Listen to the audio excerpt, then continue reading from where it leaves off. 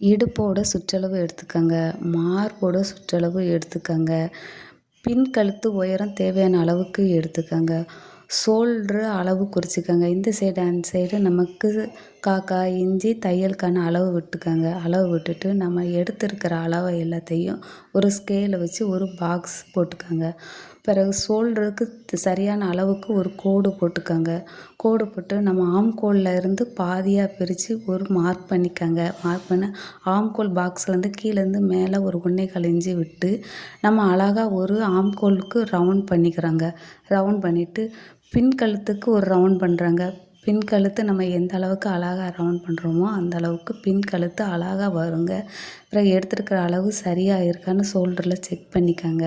Check பண்ணிவிட்டு பிறகு நம்ம மார்க் பண்ண அத்தனையும் அப்படியே கட் பண்ணுறாங்க.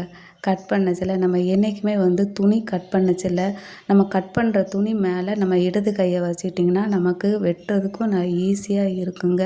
துணியும் நமக்கு நகலாதுங்க. அவ்வளோதாங்க, பின் துண்டு ரெடி.